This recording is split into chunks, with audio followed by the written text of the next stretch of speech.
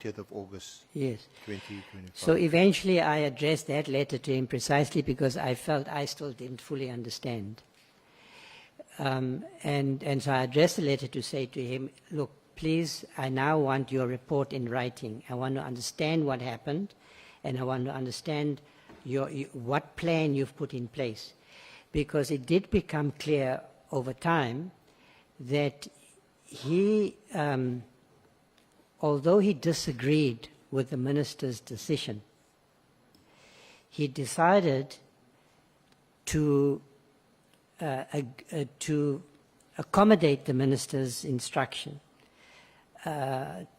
to the extent that he advised the minister to agree that the dockets should be, there was some public reporting that the dockets were in the hands of General Sabir, that he explained to me that he had advised the minister that fine, you've said it should be disbanded, but the docket should be transferred in a systematic, incremental way,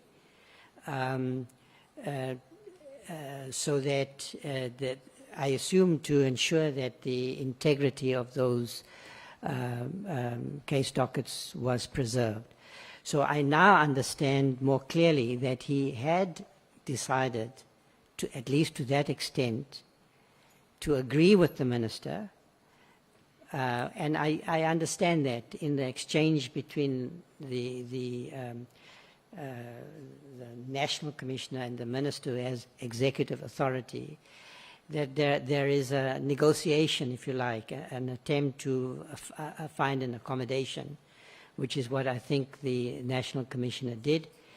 And so I think it's now clear to me, or it became clear by the time, by the middle of August or so forth, that in fact the PKTT had been disestablished and that the dockets were being, on a planned basis, on a phased basis, being transferred.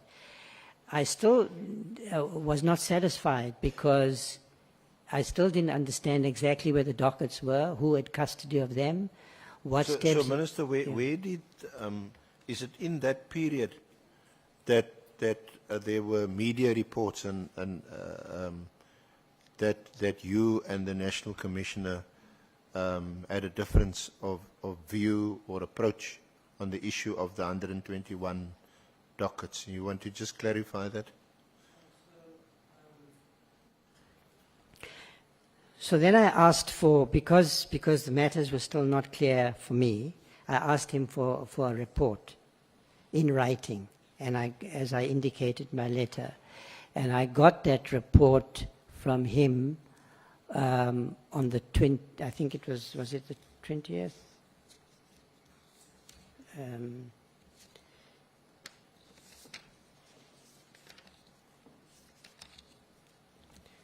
just see. So my letter is of my letter was on the 20th of August. Now, I hadn't yet received the report. When I saw a statement that the National Commission had made in public, in comments he made to the media, that the dockets had been transferred back to KZN.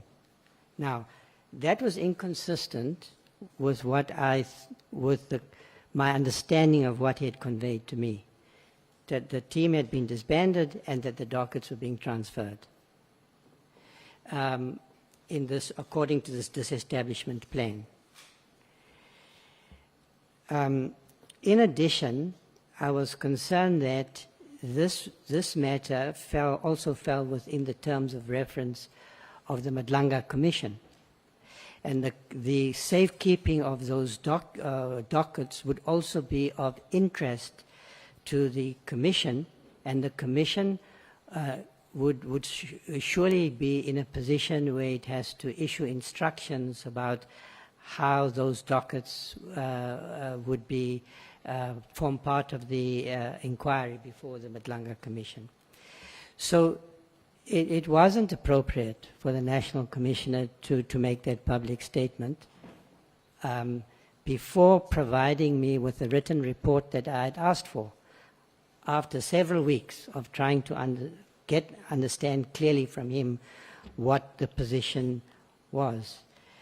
It would now appear that from his evidence that on the 18th of August already, that's before I wrote my letter on the 20th, that there'd been a written communication, at least according to his testimony, between him and the National Commissioner, the Provincial Commissioner in KwaZulu-Natal, that the dockets would be transferred. So what he was communicating to me and what he actually did was not consistent.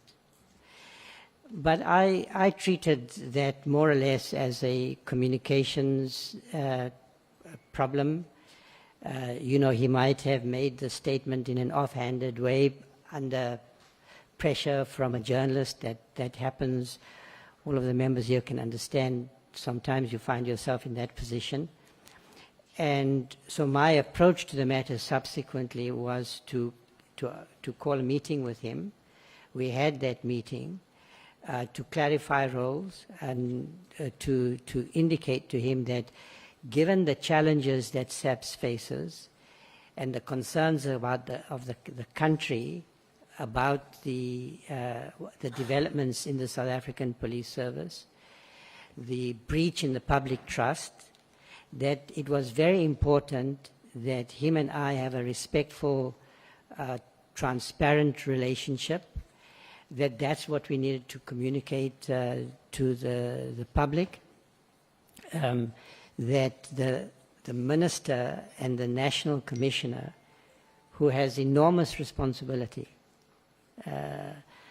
in this moment, particularly in SAPS, that we are pulling together, that we are working together. And I think that subsequent to that moment, our relationship has strengthened. We have a respectful relationship, and we're working well together. But I had to establish also with him my expectations about how the relationship should be conducted going forward. And you subsequently did, in inverted commas, resolve the issue of the 121 dockets, and you also subsequently issued a joint statement. Yes, he then there was I received the report.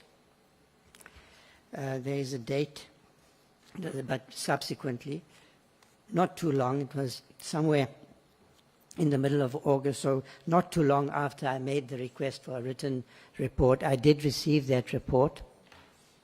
It's obviously that report has a classification. But I have read, of course, I have read the report, and in that report he made recommendations, essentially recommending that, in his view, the task team that had been established should continue to exist, so in a sense re-established, and that similar capacity needed to be developed, and that he was in the process of doing so in Gauteng, because from my own observations, but I'd also had I had a meeting with Premier Lessufi to communicate with me his concerns about political killings in Gauteng. He came to see me immediately after 2 ANC councillors were killed in Soweto, which also concerned me. I was also, I've had a growing concern about the assassination of whistleblowers. Of course, we have the famous case now, infamous case, if you like, of Deokaran. But I mean, we've had a number of, we have that young man murdered in Ekurhuleni, an auditor. We've had even private professionals being assassinated. So my perspective then, by this point, was the following. I couldn't understand exactly what the reasons were for the disbandment of the task team. It seemed to me that the problem of, let's call them political killings, I'll come back to that, was an ongoing one, that in the run-up to the local government elections, it was likely to deepen, become even worse. And the fact that whistleblowers were now increasingly vulnerable in our society, public officials, not only politicians.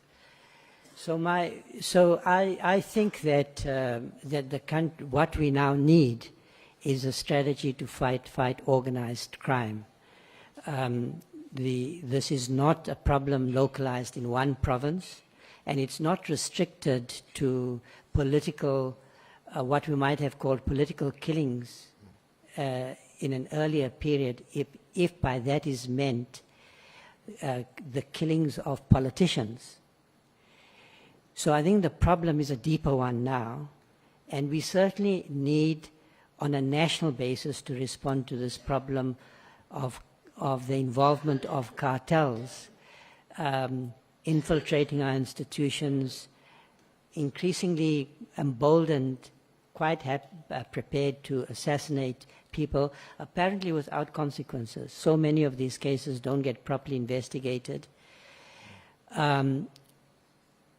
And so, I think that it's now a national question, and we can certainly learn from the good practice of the political investigations political killings task team, because that task team's work was based on an integrated approach to the challenge, an organized crime approach, if you like, which brings together the investigations, prosecutions. There were prosecutors, dedicated prosecutors, who were deployed to that team. Now, to deal with the challenge of organized crime, that's exactly what we need, and I think that the criminal justice cluster always struggles to overcome the silo problem, to get different parts of the system working together to tackle a challenge. And so I was quite happy with his recommendation that was contained in his written report, that that team should not be dismantled in the current moment, but we do need to have a conversation, and we are having a conversation about how to tackle a problem that I think is broader and deeper than perhaps it was 4 or 5 years ago. And that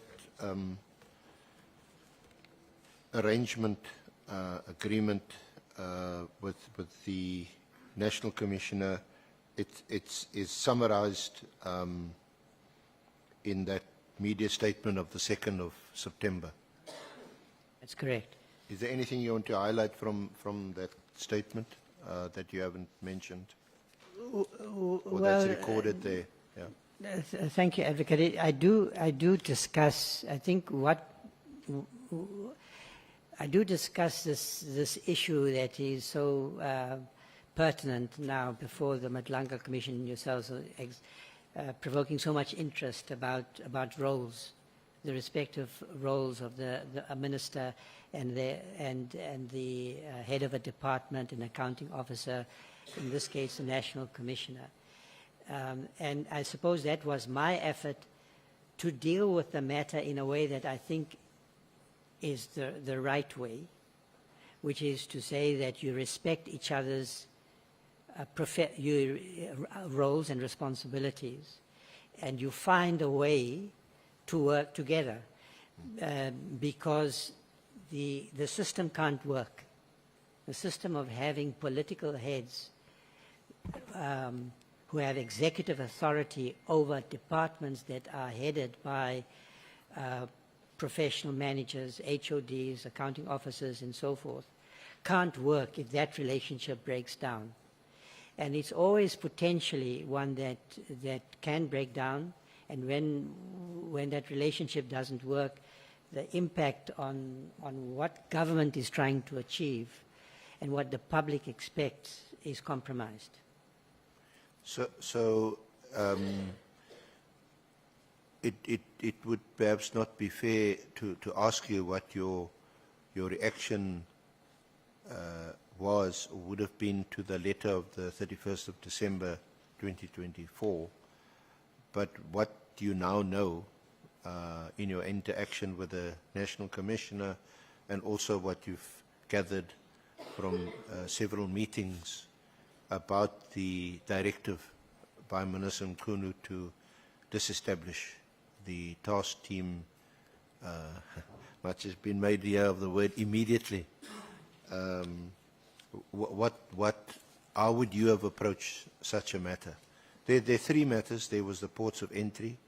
There's also the issue of a moratorium on the filling of posts in crime intelligence, which is also very, very worrying, and then the issue of the political killings task team.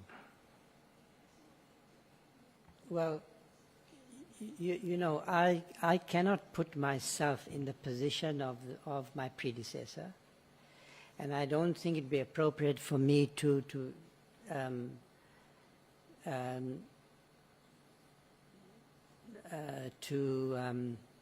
second guess the decisions that he made.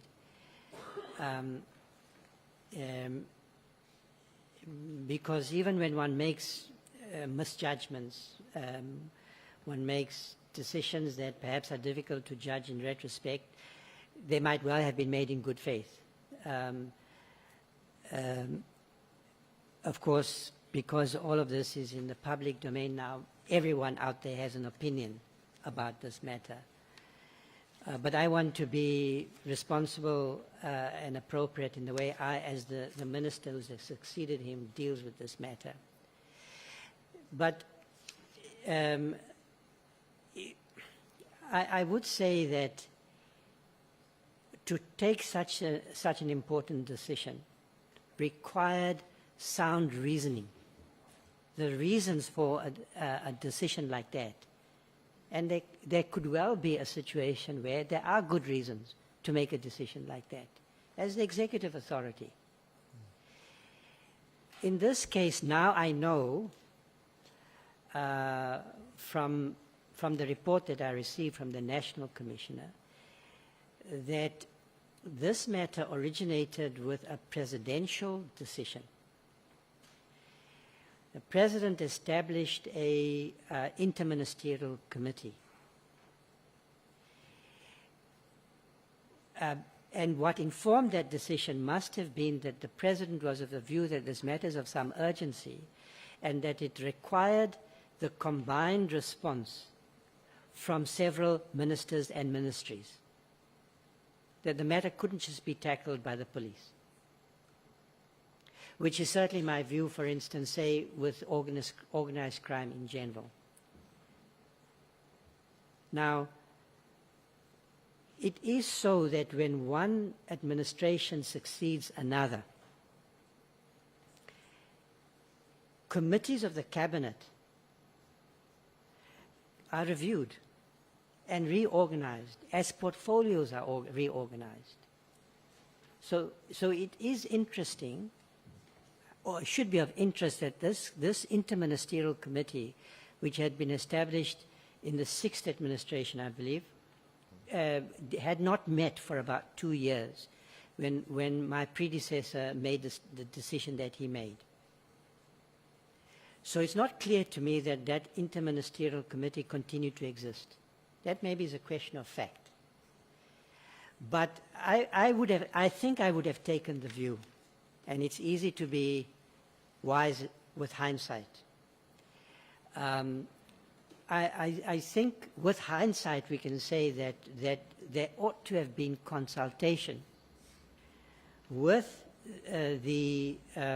with colleagues in the cabinet whose judgment about the disbandment of such a team, such an initiative, would have been essential, I think, to arrive at the right decision. There ought also to have been proper consultation. Rather, let me put it this way, in a situation like this, so that I'm not in a position where I'm commenting on what was actually done in a specific factual situation. But let's say in a hypothetical situation with more or less the same facts. I think that what the situation does reveal is how important that mutual respect and consultation between the two heads of any institution are. You can think about the chair in the private sector, maybe the chairperson of the board and the CEO. If that relation breaks down, the functioning of that institution is compromised, and it's no different in the public sector. So, you know, in this respect, I did listen to the evidence of former Minister Chachalia. There's a lot that he said that I wouldn't associate with specific matters. But on this matter, I think he was correct to the extent that he was emphasizing the fact that this decision was a political decision. Now, surely, you know, task teams with specific mandates are time-bound. They're not immortal. No government program is immortal. It's subject to budgetary decisions, changes of priorities. So from my point of view, the main issue is not that the task team, that the minister took the view that the task team should be disbanded. It's that how it was, the process that was followed, how did he arrive at that decision? Who did he consult with? Were the reasons sound? There could have been reasons that would have justified that decision. And then how the decision was communicated is where I think the main questions are. So I can talk at some point, if it's necessary, about the constitutional and legal questions. I have reservations about framing the matter in those legalistic terms, but we can come to that. So in my mind, the main question is a question about decision making. It's about roles and responsibilities and how a particular kind of decision was made. So in the circumstances, it could well be that the decision was the wrong one because of the way the decision was arrived at and the way it was communicated, which is why we sit here today. So, do I understand you to say also that there isn't necessarily a bright line between executive authority and operational management, especially in a portfolio like what you have, because an operational decision may, for reasons that it impacts on executive authority, that the better way to deal with it is through a consultative process? Yes, Advocate. I have prepared some detailed reflections on this relationship, which I could go into or share them with the committee subsequent after this hearing. The one thing I would say is that I think that the communications between the minister and the head of the department, whether in SAPS or any other department, as much as is possible, should be in writing. And perhaps in writing in the sense that that both parties should understand that those are in a sense, public communications, like my letter to the Commissioner, which is now before you, so that there is I think that way you discipline the conversation, it becomes more, it's not informal, it's a disciplined, professional conversation. It's in writing. So, you know, if you're making such a decision, you motivate the decision properly, and the response from the National Commissioner or a head of department should also be in writing. Where the head of the department believes that a minister has issued a directive or instruction which is unlawful, the head of the department or the National Commissioner in this state should insist that the instruction is in writing, that it's properly motivated, and if it's an unlawful instruction, I think the head of the department should respectfully decline to implement the instruction and insist that the minister issue the instruction in writing.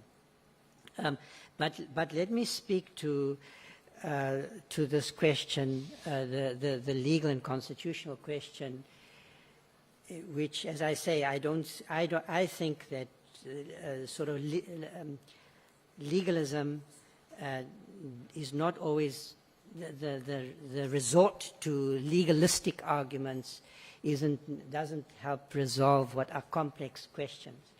In all jurisdictions, everywhere in the world, and in all departments, this question of the relationship between the minister and the accounting officer is a fraught potentially fraught relationship. It's potentially a difficult relationship. And in my view, it is not susceptible to detailed specification, definition, and regulation, because it's a relationship. Now, some commentary I've heard purports to find a clear, bright line, definitional answer to this question in the Constitution. That view says that the Constitution is prescriptive and clear. The Constitution defines what is within the minister's domain and what is an operational matter. Now, with respect, if I'm going to make a legal argument, I will say that I would question that reading, that interpretation of the Constitution. So if I look at my eyes are failing me. The most cited provision, 206, 207. and 207. 206 defines the member of the cabinet's responsibility for policing, and must determine national policy after consulting provincial governments and so forth, and taking into account policing needs and priorities. So that's political responsibility. Interestingly, it doesn't label it executive authority, because I think that that formulation correctly reflects the fact that the minister embodies, in a sense, in the theory of democracy, the will of the people. They carry a political mandate, and Parliament holds the minister accountable for that mandate. That connection between the government, this Parliament, and the people is critical in a democracy and must be weighed in our reasoning about this matter. Then 207 says the National Commissioner must exercise control and manage the police service in accordance with national policy and directions of the cabinet member. Now, that rather general language in detail explain, instantiate the relationship between these two important positions. There is no reference to operational matter, to what is an operational matter and what is not in the Constitution. That is a matter, it's not a textual matter, it's a matter of that's how the Constitution is being interpreted, how this language is being interpreted. So I'm making 2 points. One is that there's no reference to what is an operational matter was not in the Constitution. That is a matter of extra-textual interpretation. It's an expression of an opinion about what the Constitution provides. And Section 206 and Section 207 don't resolve this matter in any kind of detail.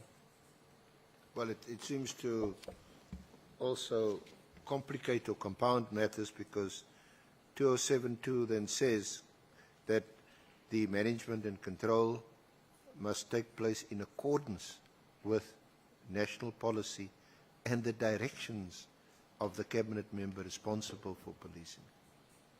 Quite right, Advocate. And what if those directions, like the one of 31 December, have some control management features or aspects?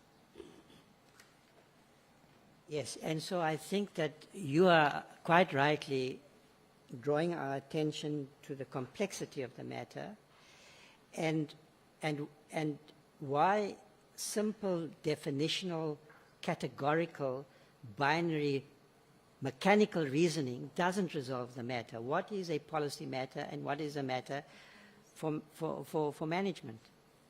Okay?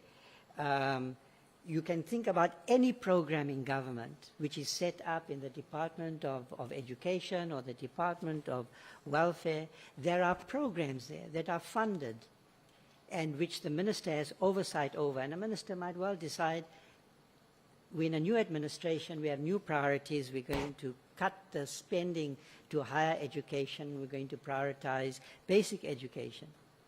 Those are, and then the accounting officer and the minister have to work together to implement what is a directive from the cabinet, surely. Now, I would make a second point.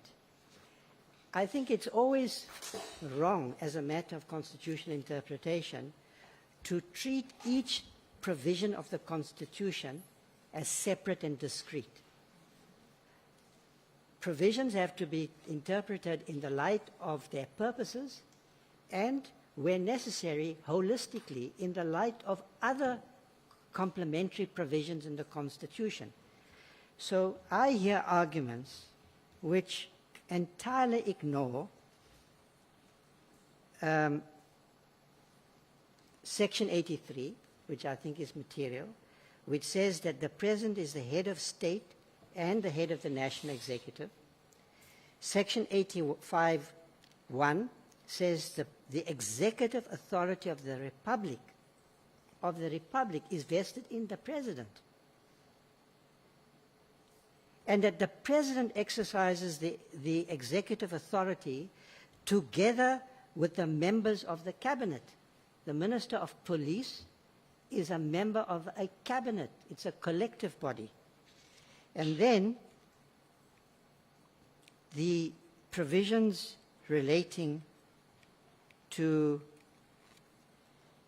the Cabinet, Section 91, the Cabinet consists of the President as head of the Cabinet and Deputy President and ministers and so forth. Now, my point is this. How can you interpret Section 206 and 207 without reference to those other provisions which envisage a system of representative government, of cabinet government, of which every minister is a part? So when a minister exercises executive authority in a department, that minister is exercising that executive authority on behalf of the President and as a member of the Cabinet. So how can this matter from a legal, constitutional point of view be treated as if the Constitution provides a simple mechanical answer derived from the rather general provisions of Section 206 and 207. Constitutions are not written that way. Constitutions are frameworks. They are not prescriptive in the way that is being suggested by this reasoning. And frankly, I don't think we can resolve the matter fully by assuming that we can draft legislation that will resolve the matter. So I would say this. I think it's a complex relationship.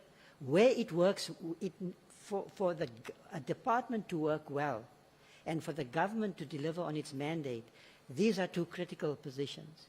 When they break down, then the institution atrophies, and the ability of the institution to function and to deliver on its mandate breaks down. And there may be many reasons for that breakdown. I think that's what we've seen here. Rather than to treat this question prescriptively as if we have a formula, a definition, that is going to resolve all such matters going forward in the future. And by the way, I would also say this.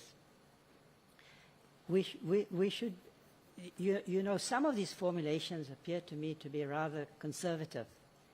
They are orientated towards protecting a status quo. In a situation which requires change, where dysfunction has to be addressed through reform, how does this formula, this mechanical formula, assist us?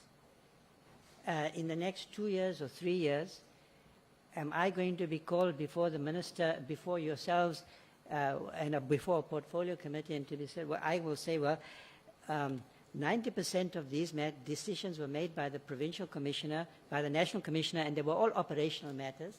So you can't hold me accountable. Hold him accountable. And so I think there's also an accountability deficit. It allows, this formulation, I think, allows both the minister and the head of the department to escape responsibility and accountability. Because they can always say, as a matter of definition, that matter belongs to the minister and not to me, and vice versa. Yeah, it depends on the context and the purpose. And of course, the break on both executive authority and control and management is always going to be the principle of legality and issues of rationality. What informs a rational decision are the reasons that you give for those decisions. You can't simply make a decision because you woke up one morning, maybe on the 31st of December, and you just make a decision. You've got to give reasons that informs that decision. Yes, thank you, Advocate. I think that that it's not clear to me also, but this is a small quibble, that I mean, when you are dealing with political responsibility, that you can apply you know, the principles that are applicable to administrative decisions fully, like Paja and so forth. Mm. But I do think that good decisions, whether by the National Commission, by the head of department, or by a minister, and decisions whether you're in the public sector or the private sector, are best when they're made through a proper process and with proper reasoning, what you call rational decisions. And then we should be able to scrutinize the decisions. And the fact that you are you hold an elective office, doesn't exonerate you from political responsibility as opposed to legal responsibility for the way you make decisions. Because I think that it's quite right for members of the legislature to scrutinize decisions, especially important ones like this, to scrutinize the decisions, and to explore what the reasons were, whether the reasons were sound, and then how did you go about establishing those reasons, You can't simply, you can think you have reasons, but you can be very subjective. So I think often it's best to have a rational process of inquiry, of fact-finding, of thinking carefully about what the criteria are, what process do you have to follow to put yourself in a position to make the right decision. For myself, speaking very much for myself, I feel that's the way one should try and come to conclusions about any matter, but particularly when you have such important responsibility. Yeah. Now, just to go back to the Interministerial Committee, we know from former Minister Tele that actually the last Interministerial Committee meeting was in May of 2024, just shortly, I think, before the elections of 2024. And he also mentioned to us that he had seen some assignment to Minister Kubai, who's Minister of Justice and Constitutional Development, that one of her assignments related to the IMC. You haven't received or seen such an assignment? Sorry, no, I haven't, but the two of us jointly chair the JES CPS cluster, and we've had to work very closely together on this anti-gang strategy, for instance, precisely because, as I say, I think this integration is so critical. We've had to work very closely together. So, I mean, certainly, often on matters that come before me, I find that I've got to consult with her. There are other colleagues in the criminal justice cluster, Minister of the Security Agency,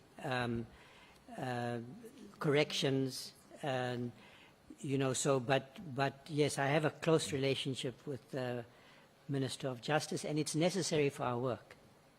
Is it given your grave concerns, which I think all of us share, of political killings in not only in KZN but in Gauteng, in other areas of the country, and that seems to be linked to organized crime, that you should convene an IMC or ask the President to convene the IMC again so that it can take stock of what the political killings task team has achieved thus far, because as we know from the evidence, the political killings task team has now only been funded up until March 2026, which is like just a few months away.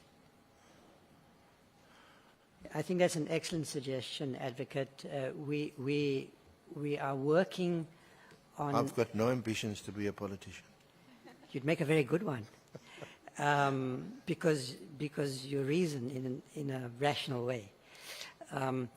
No, I think that's a good suggestion. It has been at the back of my mind. We are working on an organized crime strategy. We are testing it out in the Western Cape and in 3 other provinces. This integrated strategy, and as I said, we learned a lot from the PKTT, I think that there is a gap in the current structure of the cabinet. I would say that the JCPS cluster perhaps is not the right forum for an initiative like this, which requires you know, a very clear focus, almost a project-like focus on investigation, prosecution, and so forth. So I think you are correct, but of course I will have to consult. Yeah. because no doubt Honourable Minister James will ask you about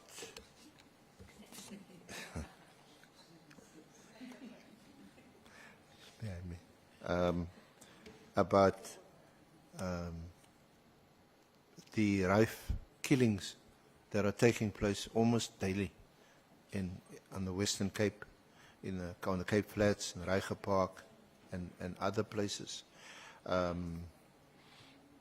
Why isn't the same integrated approach where you have investigators, prosecutors all working together?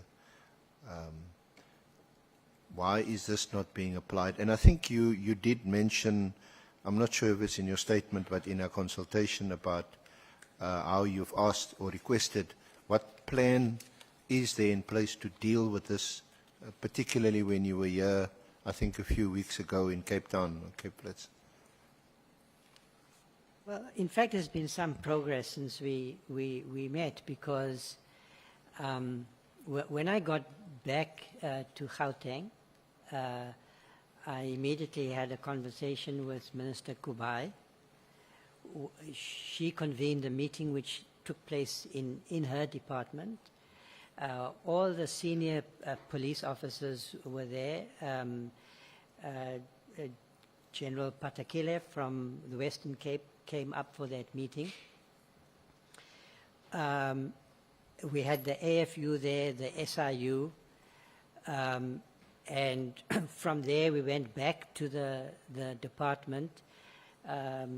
Lieutenant General Mosekili and Lieutenant Generals Sentumule put together an excellent process. We do have an integrated strategy now, which tries to bring all these components together. I subsequently had a meeting with the SARS commissioner, and in fact I was really thrilled and surprised actually, because it was so well attended. The NPA from the Western Cape was there. General Patakile and his whole team were back up. Obviously the whole national team, the SARS and his team, to look at what SARS can add, because SARS has excellent data gathering capabilities because of its positioning in relation to the financial sector, very strong investigative and analytical capabilities. So SARS has good information, and in dealing with organized crime, we need to have an Al Capone approach as well. Well, I think as the National Director of Public Prosecutions, Ms. Batoy, will come and tell us, it's all about following the money. Now, maybe it's something you could also address or think about is the wage and conditions of service disparities. Someone would sooner, or maybe they got the initial training in the police, which we understand can cost more than R1 million to train someone, but they end up going either to organized crime because they get better paid, or they go to SARS or the financial regulator or one of these other state or parastatal institutions that offers better pay and better conditions of service. Yes, I concur with that. I think as we move into a process of resetting SAPS, and I think personally, I hope that will be the outcome of this inquiry process and the Madlanga Commission. Help the country understand what has happened and what the way forward is to reset the South African Police Service. Now, my view is that the South African Police Service is going through a very difficult period. And the inquiry that you are conducting, the Matlanga Commission, will be a moment of some difficulty for the country, because we are being exposed to testimony which is very disconcerting. But it is also a moment to reset, to refocus. That's going to require careful, high-level thinking, if you like, in the country, which helps us identify what the issues are that need to be addressed. One of them, certainly, I think, is the one that you mentioned, the human resource strategies in SAPS.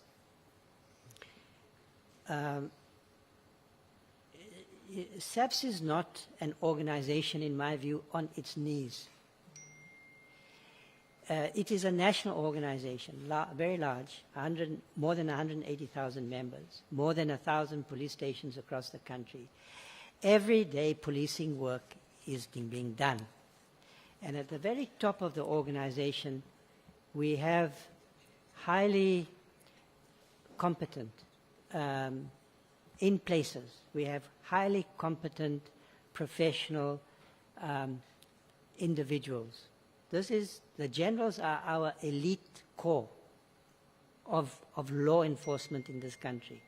I mean, if you look at the top leadership, you will see, for instance, formidable women. It was not conceivable even, I don't know, 10 years ago. I said that in the portfolio committee.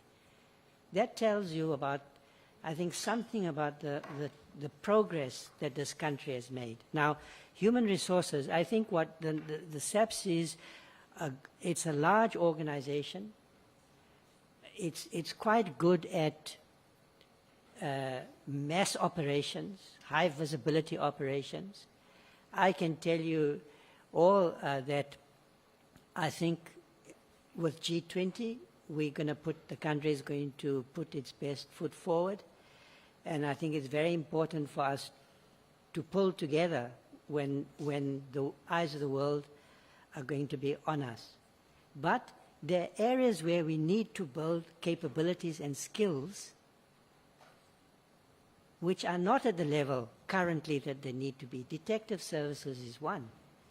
And you are pointing out the fact that even when we do recruit and train the best, we lose them. And by the way, one of the problems is that, because we don't have an integrated approach in the criminal justice system, you have the best detectives are poached.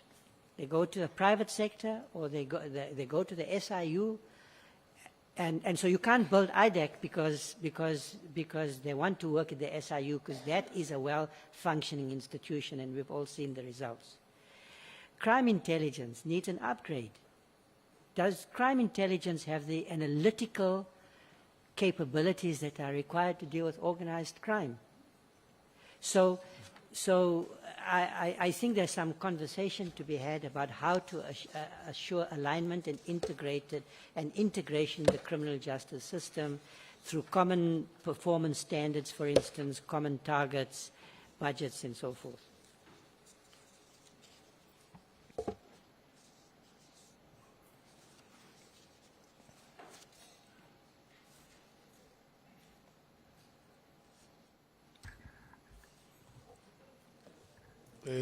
Honorable members, the SC is requesting that we take a 5 minutes break. Thank you. It's Thank now you. it's now 28 minutes after 11, so we will come back 20 minutes before 12. So we'll come back at 11:40. Enjoy your break, honorable members.